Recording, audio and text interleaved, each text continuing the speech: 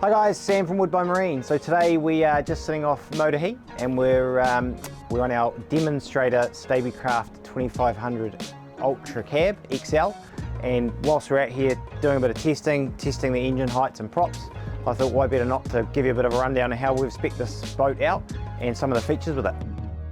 So starting at the front of the boat, probably the biggest thing you'll see is the raised bow rail. We've done that just so we can make that more user friendly. You'll see the images of me in this video of me actually being out the front, and it actually gives you another whole usable space. So whether you're casting, fishing, or actually just boarding using that front boarding ladder, it just makes it a lot more safer. And we've also powder coated it black just to make it look within sync of the rest of the boat. We've also got a drum winch in there and additional cleats and U-deck going right around just to make it nice and safe so you're not going to slip over. So starting inside, probably the most obvious thing just to point out is probably a unique thing with Stabicraft is their front raking screens, or their pilot house, on all their Ultracabs. So look, it gets a bit of mixed feedback by people who don't know what it's for and what the reasons of it being, and I probably was one of them before as a Stabicraft dealer. But one thing to point out is having a raking screen, you actually get so much more usable space in the cabin. If this was a traditional normal hardtop with the screen raking inwards, I would only get to here. So by having that raking screen forwards, you actually get far more usable space in the cabin.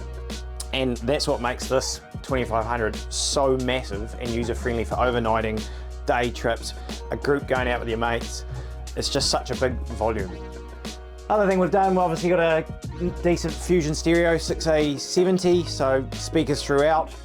We've paired it with a Garmin 1653, and on this one we've actually got a 1 kilowatt through-hull transducer, which I haven't done a lot of these, but I am really impressed with the clarity on that. So that's something we'll probably be looking at doing more going forward on a lot more other boats.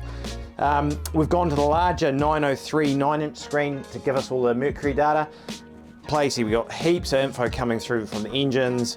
We've got radar on the roof so we can actually see all our data if we're going out at night. The other cool feature is our Garmin VHF here. So that's an AIS VHF. Now what that does, and I've actually just had a bit of a play around with it, but that is, it basically tells us any other commercial vessel that is registered to AIS, you can actually see it on the system. So there's a ferry coming now which is called Isla 40, and it's actually telling me that it's got 4 minutes until it hits this way. So you can actually see anything that's coming in your way that's registered to AIS. So that is a real good safety feature if you are out in quite a busy area. And we saw one coming out here, coming from Pine Harbour, and I could see exactly where it was going and where it was destined to go. So that is a real cool feature that I haven't actually had too much to do with. Standard switch paneling here comes standard with the Stabicraft 2500. We've also got the Zip Wake Pro trim tabs. Now those are a new trim tab system, and they are not going to replace the standard Zip Wakes, but they're a new kind of upgraded version that the interceptors are working 5 times faster. So I'm going to give you a bit of a blurb on another boat of ours on how good those are, but they are just going to work faster, so they're going to make the boat handle a lot better. So really keen to play around with those. Standard controls for the remote box. Here, obviously twin engines, which we'll go through a little bit later. And whilst we're up here, obviously it is quite a decent berth in there if you want to use the full bunks in here. So it's not there massive now, but if I pull that down like so, all of a sudden I have a full bed and I could comfortably lie in there. When you don't want it, you just pull it out of your way and you've also got that usable space again. Moving down, obviously some coupled nice bolstered seats.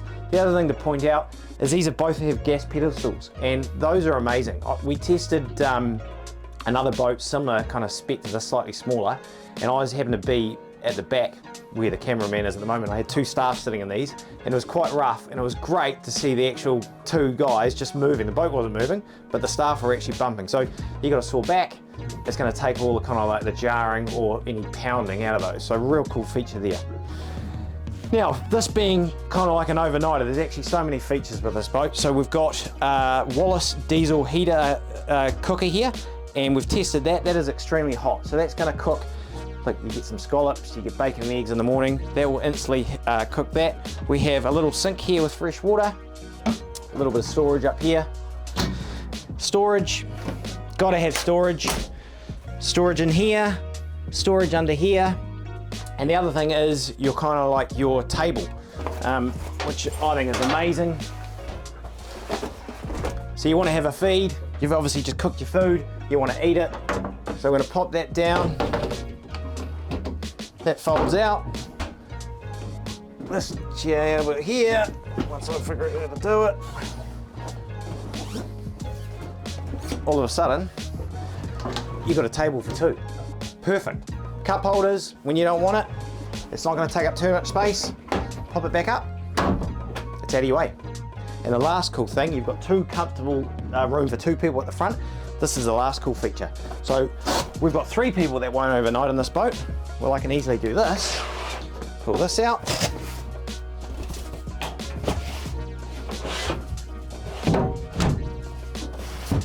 All of a sudden, I have a bed for someone to sleep on overnight. Easy. When you don't want it, slides back in, out of your way. And the last thing, which is a little cool feature, once you're doing your cooking again, we've got a little prep board here.